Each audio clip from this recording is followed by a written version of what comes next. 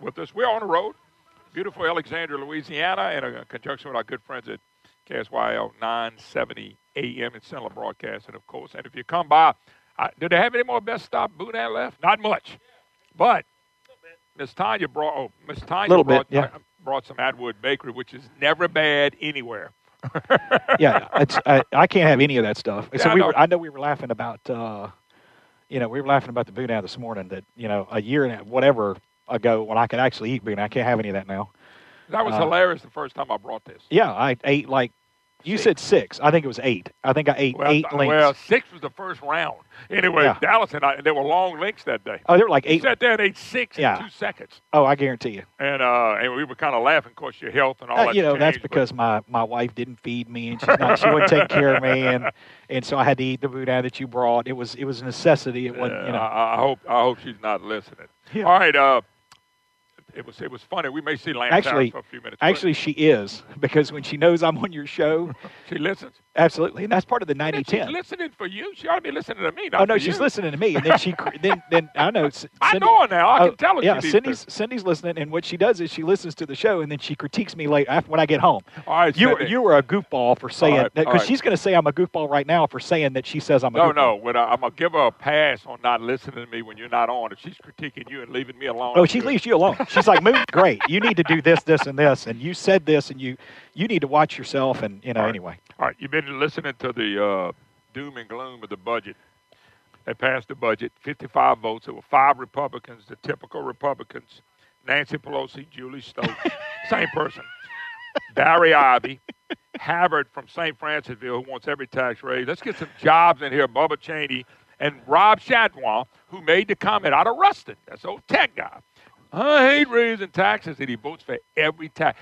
And these people voted against. They voted for more taxes in the budget, these Republicans. And they voted against a budget that fully funded higher ed. Fully funded higher ed, a $30 billion budget. So Brandon has a little 2-minute clip on all the crying and whining and all that stuff. So I'm going to play that first. Brandon, go ahead and hit it. With the Louisiana Radio Network Legislator Report, I'm Matt Doyle. The House narrowly passed a budget that would fund TOPS at 80% and maintain higher ed spending, but would implement deep cuts in health care funding, potentially ending public-private partnership hospitals that care for the poor. House Appropriations Chairman Republican Cameron Henry says the state cannot afford to maintain its current health care spending. The growth at which Medicaid is expanding at this rate, we cannot attain. This is not a Republican issue or a Democratic issue. It is a math issue. We cannot attain it. But House Democratic Chairman Robert Johnson went after legislators who voted yay on the proposed budget in an impassioned speech. We are constitutionally obligated to pass a budget, but we are not constitutionally obligated to pass this one. And shame on us if we do. The proposed spending plan goes to the Senate Finance Committee, who will meet Sunday, where many members have expressed skepticism about the budget proposal. But House GOP Chairman Lance Harris says what they put out is the best they could do with the funds that they have available. What we are doing here, and I want to remind the body, is that we're dealing with the facts that we have today.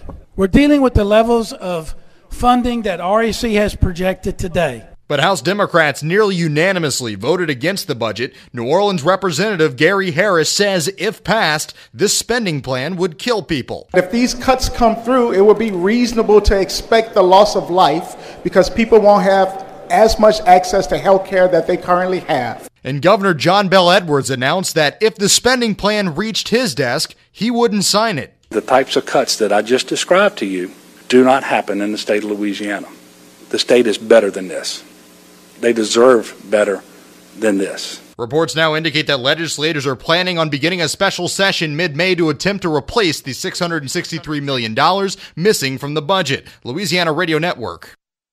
All right, couple things you may or may not know, Dallas, and the audience may or may not know. Number one, the budget is $1.2 billion bigger than last year. I never had Common Core math. But $1.2 billion increase looks like to me more than you had.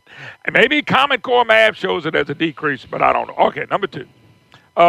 Edwards and Darden and the press have been asking this question to Republicans. Well, show us your budget, show us your cuts, show us your cuts. Well, they just did. And they didn't like them So now all these Republicans are hellhole people. We're going to now kill people. You heard him. You heard the guy. So loss of life is what he said. So Lance and them made a point. Here's how much money we have. Here's what we can spend. Dallas, you got a business. Do you say, here's how much money we have. Here's how much we can spend, and it's more than what you have? No. I'm not the federal government. I can't print money. No. Anyway, we take a break. We do expect Lance to come back. It's really that simple. They finally gave them the cuts, and they freaking out. But you know what? They freak out every year. $1.2 billion increase, not enough. We'll take a break. Be right back. Welcome back, Moon Griffon Show. Great to have you with us. 844-766-6607. Hixson has a hotline if you'd like to be part of the program.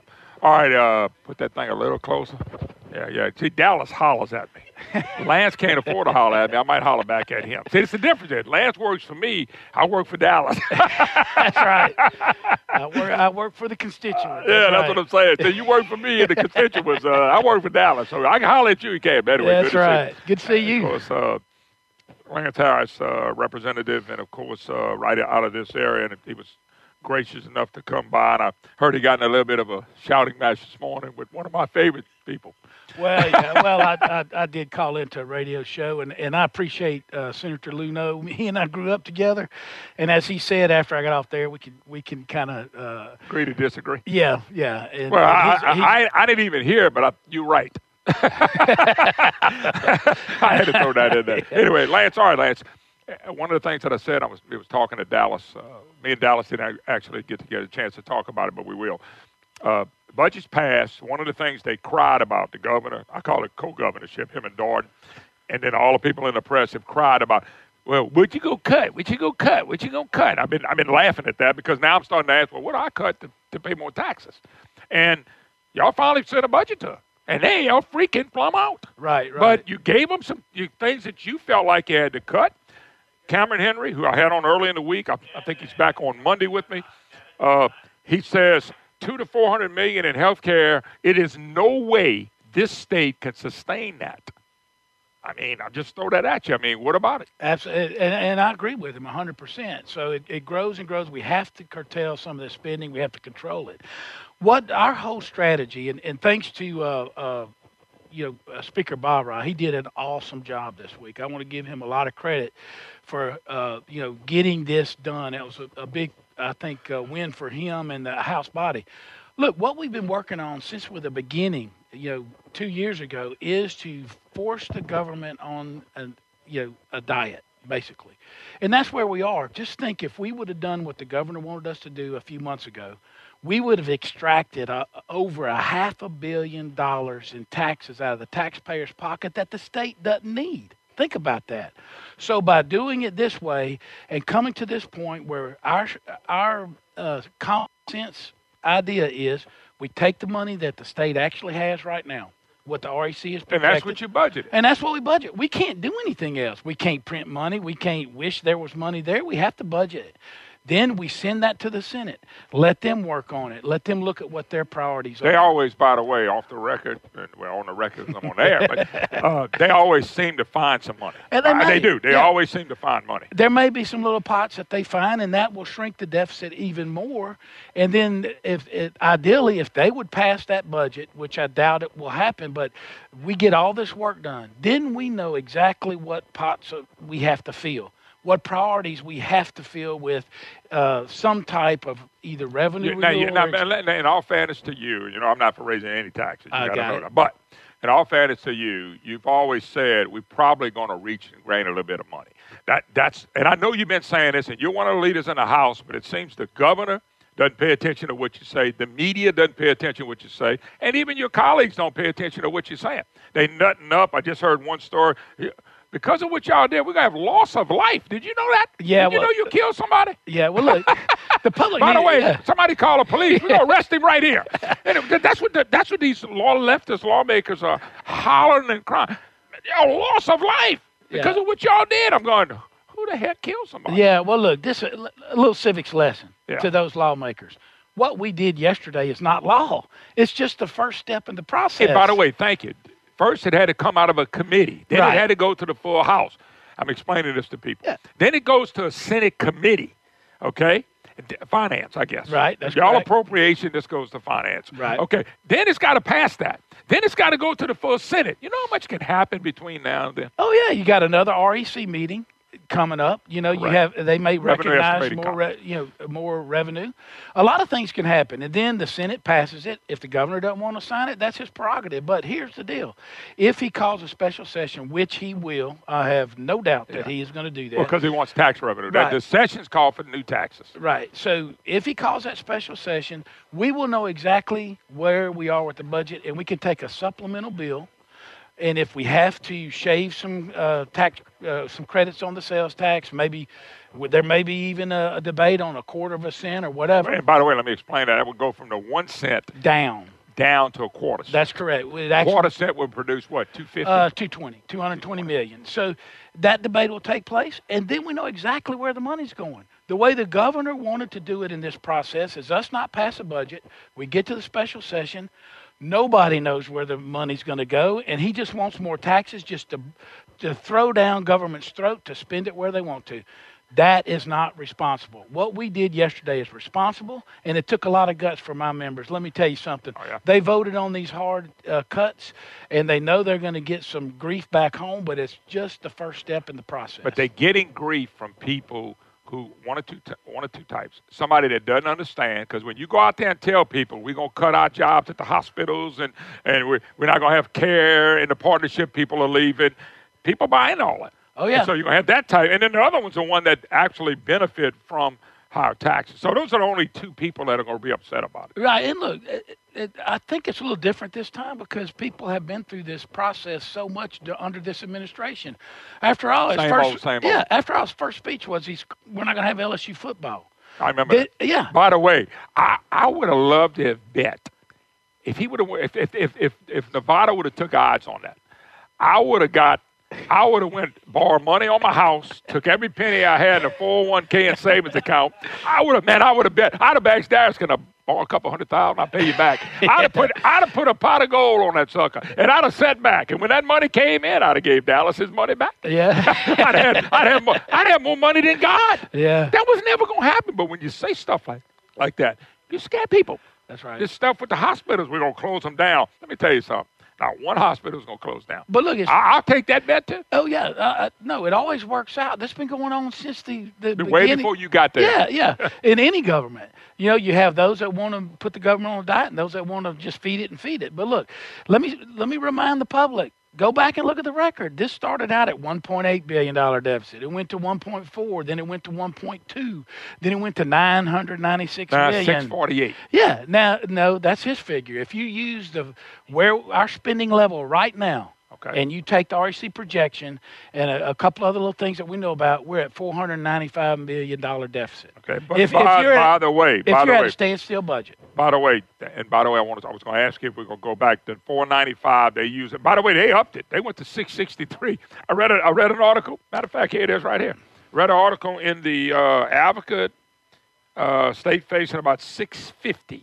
I read another one that said 663. They kind of upping the money back up to make people feel guilty, I guess. Yeah, well, and they do use that figure because you got to remember every budget that he puts in, it's got this growth factor in it. And so that's what they're using. And plus, he wants to spend all of the money that we have in excess this year, which raises that level next year. So that raises your base. When you say excess, you're talking about one-time money? No, it is one-time money, and you'd have to spend it on a one-time expense.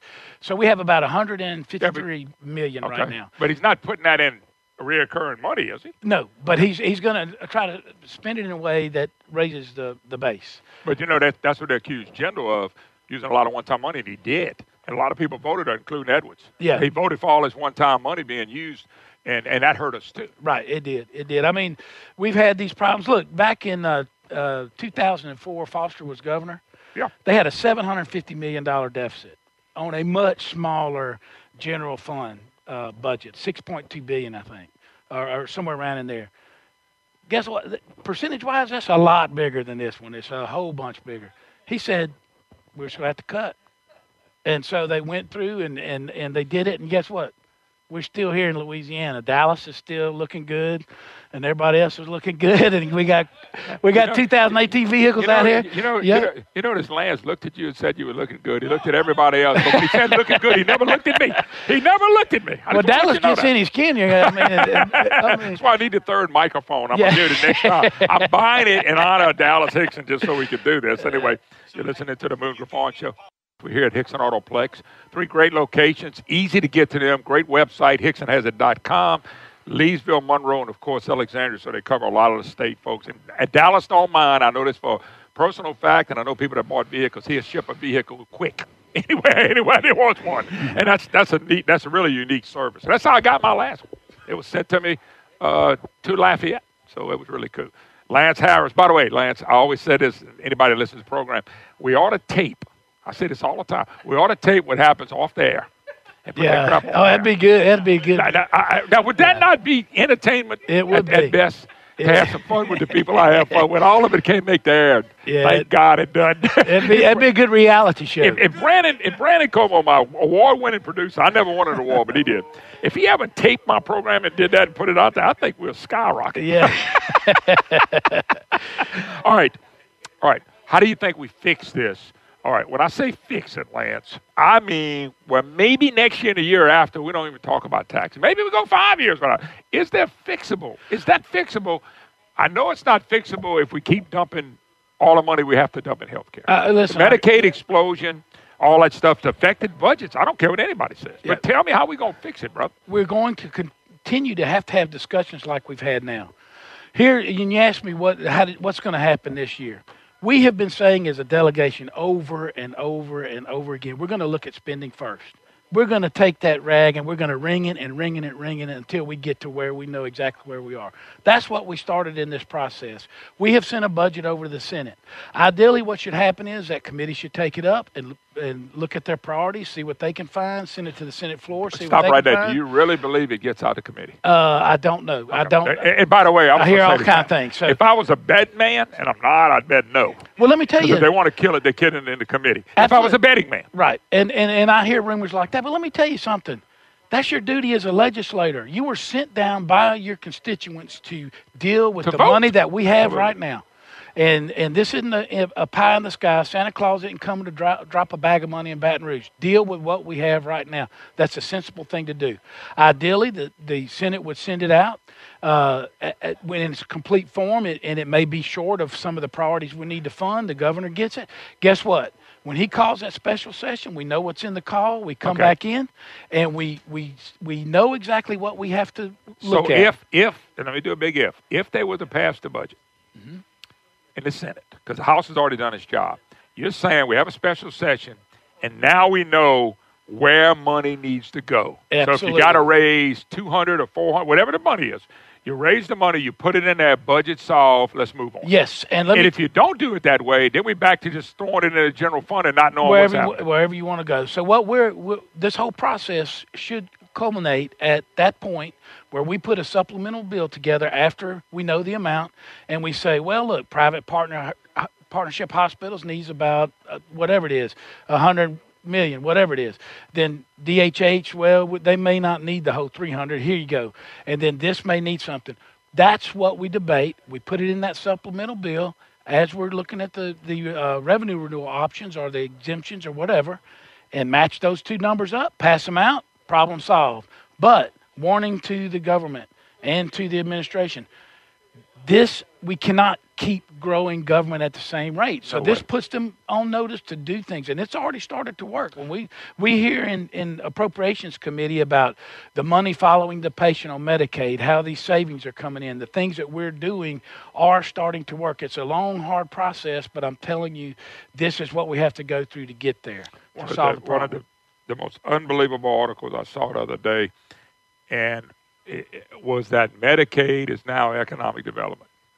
I cannot believe somebody wrote the article. DHH paid LSU, who oversees the hospitals, to write this article thing that this has really enhanced our economy.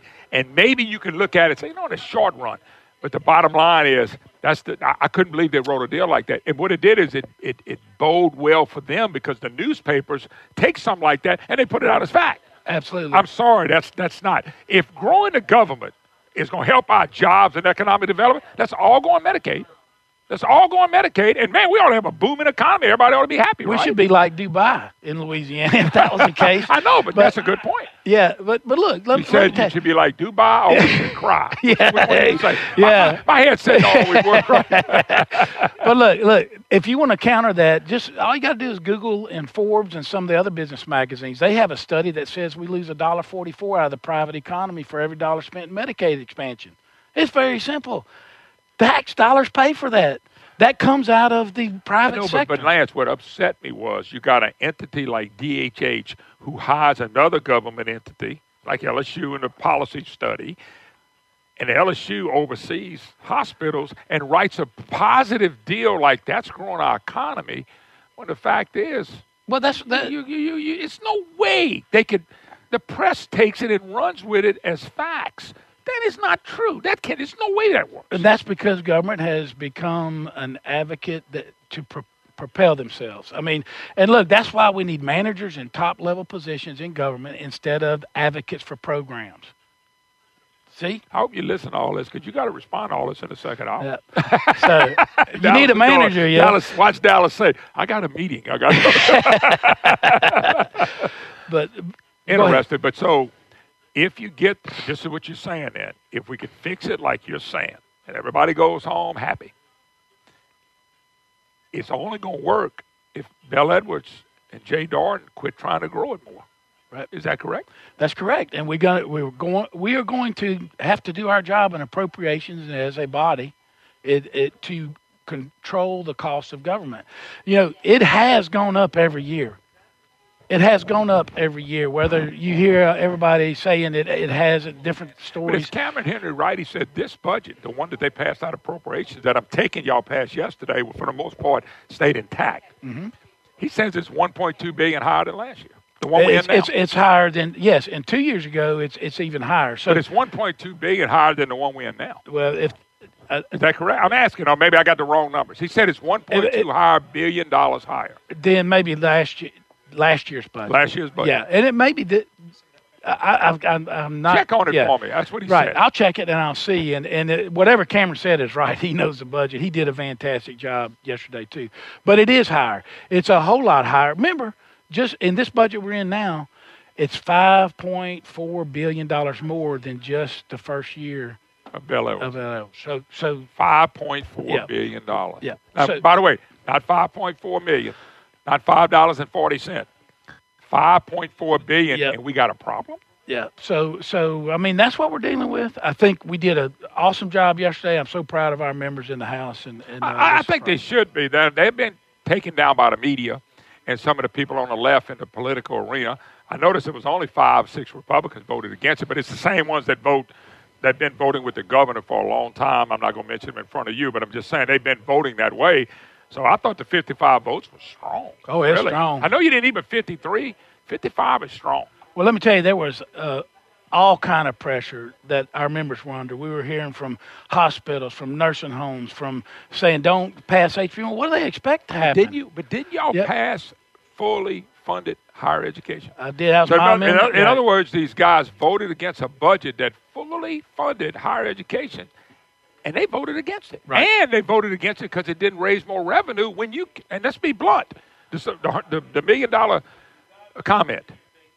Y'all dealt with the revenue that you had. That's you right. Can't deal with revenue you don't have. Absolutely. You can't. And they're telling us an immoral budget. Nobody should pass the budget, but you're only dealing with the money you have. That's all we got at this point. And like I told some of the members on the other side, I said, look, well, what happens if something catastrophic changes and we can't, I don't know where Louisiana's going to be in a month. I don't know where I'm going to be.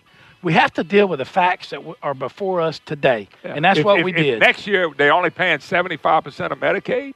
They're going to deal with that fact, and that fact is not going to be fun at all. That's not going to be good at all. No. You're absolutely right. Thank you, God Moon. bless, man. Thank you. I'm sorry I missed the argument with one of my favorite all-time names. Well, it wasn't really an argument. I was just, we were good discussion. All right. Thank you. Appreciate it. All right, Dallas will rejoin us when we get back. We'll take a quick break. You're listening to the Moon Griffon Show.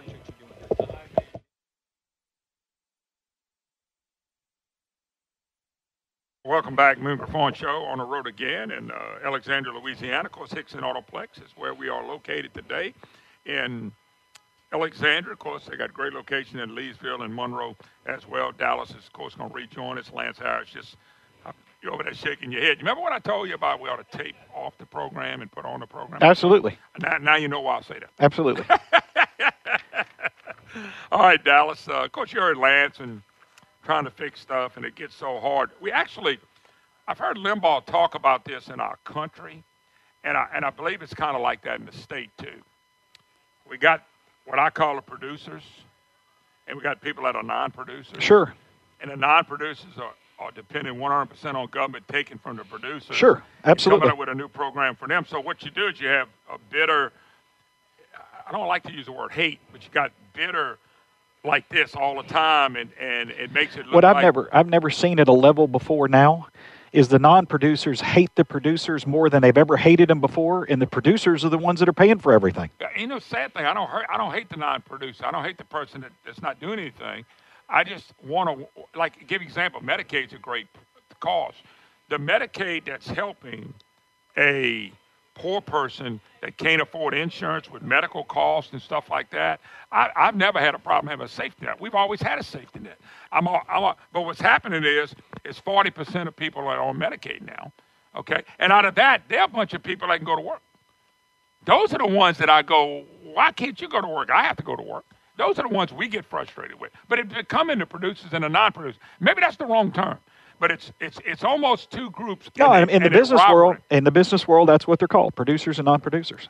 Well, I know, but what I'm saying is, if I got to go to work and I got to pay my health insurance and I got to pay for my food and I got to pay for my school and I got to pay for my clothes and shouldn't everybody have to kind of contribute something? Absolutely. And that's the only thing that bothers.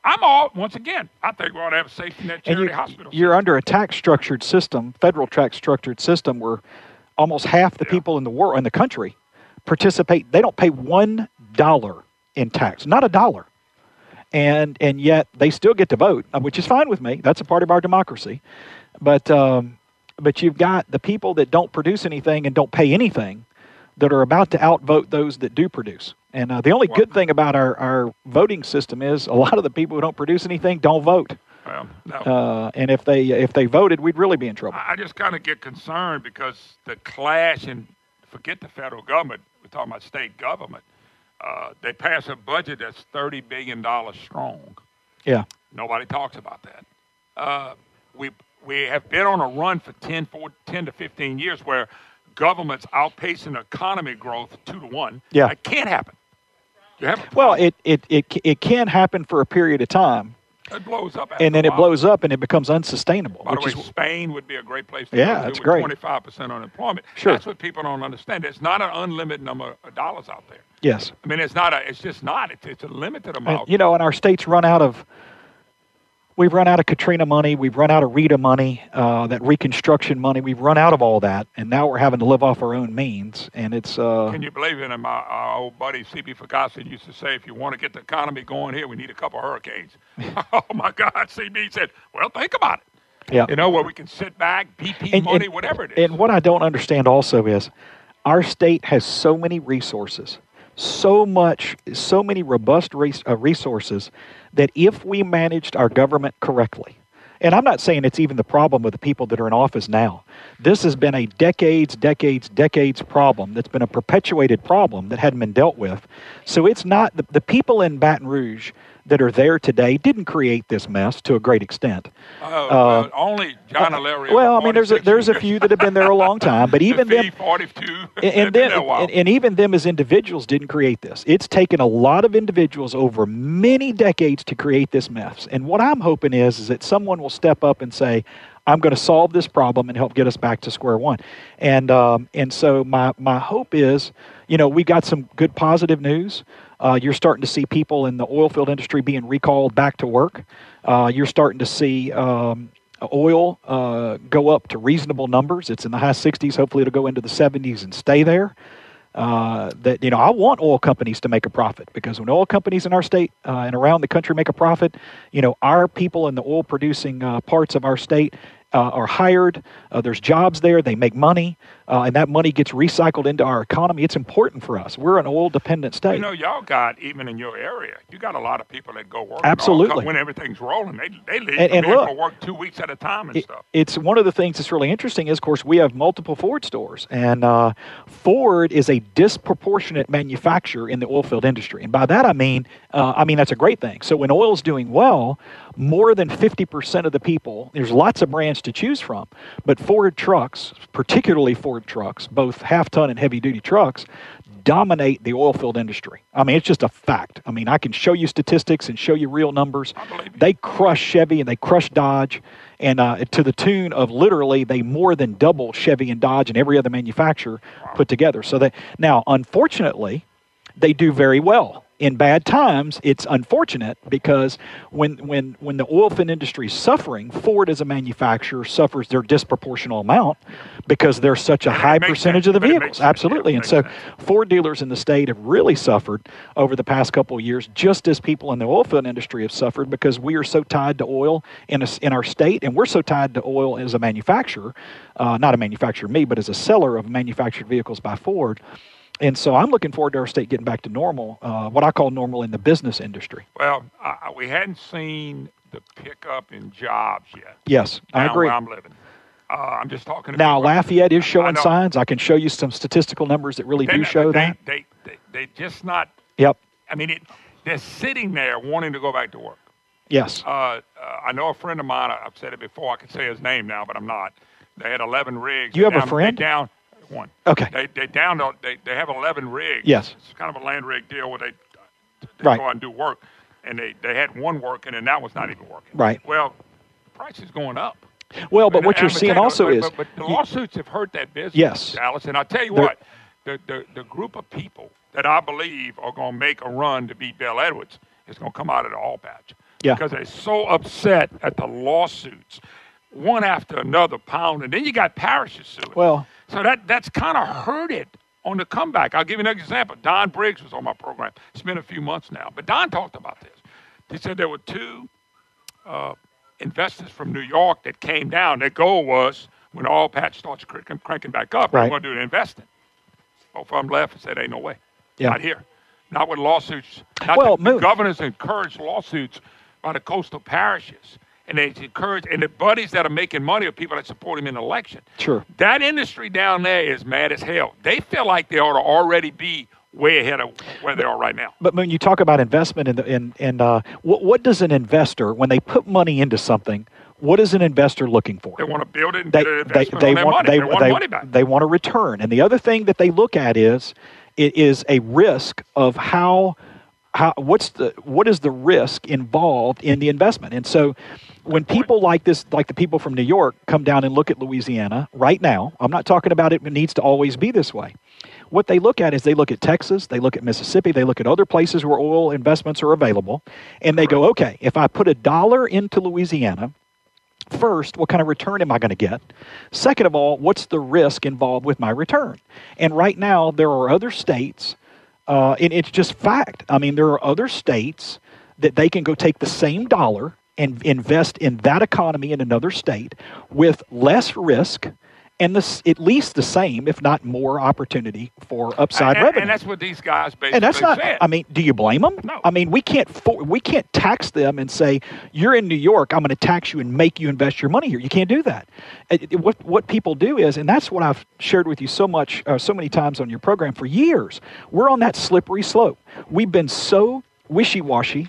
We've been so inconsistent in the way that we tax and the way that we do things. And I told you, we're literally, if we went today, balanced our budget, and we got a reasonable budget and a reasonable tax structure, we would have to stick with it through more than one governor to prove to investors outside our state that we are reliable and we are stable. And only then will they come back and invest in Louisiana. And it doesn't mean people aren't investing here, but the You're amount of money, the stuff, amount of money that's being invested because of the resources of our state versus if we were stable and proved to be stable, what could be invested, the amount of money being invested now is a drop in the bucket compared to what would be invested. And the other thing, Dallas, and I think you can talk to this as well.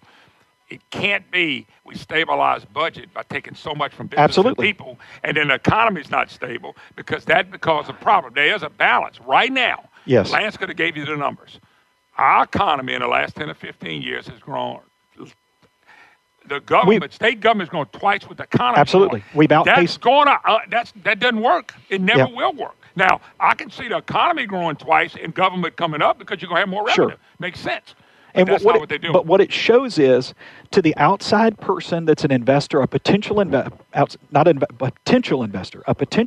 it shows that economically you're not wise at the way you spend your dollars. Now, Baton Rouge may be unbelievably wise, but to the naked eye, outside our state with investors that look in, history would tell them, just on the surface, that's not a wise way to spend your money for state government to outpace the economy 2-to-1. That numbers come out the other day. There was a great article. I need to send them to you on the Pelican Institute.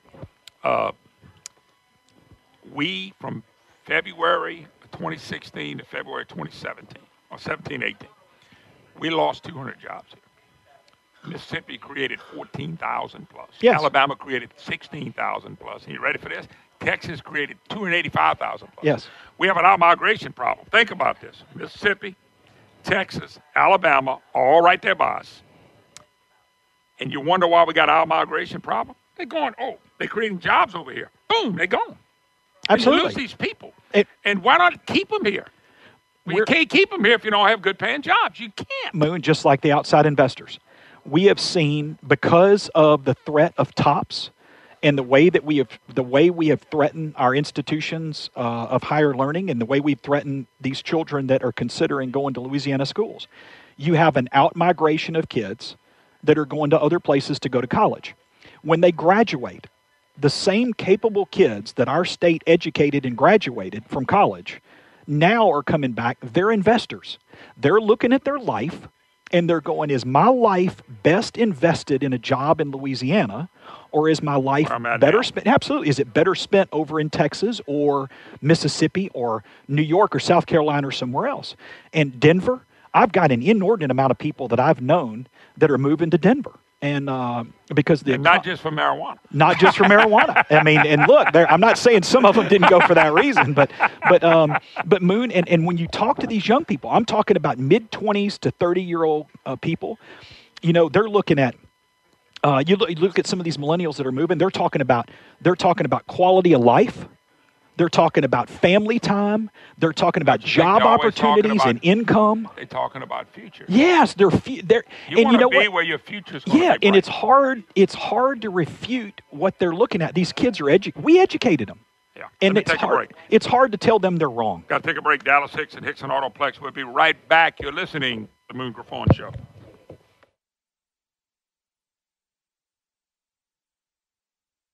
Hello, welcome back. Moon Griffon Show. Great to have you back with us. 844-766-6607. Hixson has it hotline. Before we get to Dallas's compliments, I got to do this. Grow Louisiana Coalition, and they want you to know that in all the natural gas advocacy group, they are hosting an annual all and natural gas industry day, Tuesday, April 24th. It's at the AZ Young Park on the state capitol grounds in Baton Rouge. It's a free luncheon for everybody. They would like for you to RSVP. The website is growlouisianacoalition.com, growlouisianacoalition.com. You can register. You can register that day, okay? And it's free parking at the Hollywood Casino in Baton Rouge. But if you want more information, it's real simple. Info at growlouisianacoalition.com, info at growlouisianacoalition.com. You've heard these guys on our program before. They're going to have the U.S. Department of Energy Undersecretary of Energy come and speak. An LSU undergraduate law school alumni will speak as well. So they're going to have speakers. They'll have lunch on the ground, everything. This is a big event. They had it last year. It was a big turnout. So if you want to come, they would like for you to RSVP if you would. GrowLouisianaCoalition.com. LouisianaCoalition.com. If you want more information, simply info@GrowLouisianaCoalition.com. It's going to be a fun event. It's next Tuesday, April 24th, which, by the way, I'll be in Monroe doing a program. We'll let you know more about that. All right, Dallas, you got 2 compliments in one day. And by the way, none of them came from your wife yet. No. I mean, you're going on the assumption I'm actually going to get a compliment from her. Actually, yes. She does. She's good. Your wife should text you right now. I can honestly say you sound better than Moon. She can say that. I started my day with you apologizing because you didn't come to my event, and then I got two different compliments. And when I got my second compliment, I had a backup that told me that was a good compliment, was correct. So I'm quitting for the day. I'm going home. I can't get any better. I just met this young man and this young lady. You notice how I said young man and young lady. And he actually gave you a comment about your service department being the best he's ever been around. Which really and truly is he complimented me, but it has nothing to do with me. It's really great people that I work with, but I'm going to steal and take the compliment. But you gotta understand something. Dallas Hixson, Hixson Autoplex, they might associate you with that. Yes, sometimes. Good and bad. You still got to hire people, you know what I'm saying? That's right. You got a chance to read this? Look, it's interesting. And everything you're talking about. This is on my Facebook, too, about Medicaid and Louisiana isn't working. I want people to read this to get some facts. Well, and the other thing is, it's several things that tell me about that economic report. Number one, we have a stagnant economy. I know Lake Charles has grown, but overall in the state, our economy in Alexandria and Monroe and several areas of the state is all stagnant. We're just not growing. And then the second thing it tells me is an out-migration of jobs. I want to tell you that we have an out-migration of people that are graduating. So you have an out-migration of jobs. Jobs lowered, people left. There is an out-migration of young people graduated from college I tell you, I was talking to somebody at Baylor University the other day, and when you're in the Baylor Business School, for example, there are several sections of the Baylor Business School. In the medical school, they have 100% higher rate. There's a guarantee that if you're a part of that program at that college, you go get a job. And so I was talking with one of the gentlemen there about Louisiana, and there was kind of a chuckle. I mean, they don't even approach our state as even an opportunity for somebody that's at. Of course, my daughter's at Baylor. They don't approach Louisiana as a real state that they take seriously for economic growth, for job growth. And I just was disappointed. It's frustrating, man. Like you said it earlier, the resources. Yes. We got good people here. Absolutely. Nothing to do with that. We have our resources are more than just money. Our resources is our way of life, hunting, fishing, all the different things we offer. That sportsmen. The Mississippi River. Absolutely. We got a gigantic port. We got the Gulf of Mexico. You look at ports. You look at waterways. You look at infrastructure. Even though our roads are horrible, we still have roads that they've managed to 4-lane in just about every direction, and so that's we need some upgrades, but that's good, you know. And then our other opportunities with people. Yeah, we should be booming. This is a short segment. I think we ought to be booming every year, every time. Can't do it until we get stability. Yeah. All right, quick break. Hixson Autoplex. Hixson has it hotline. We'll be right back. You're listening to the Moon Griffon Show.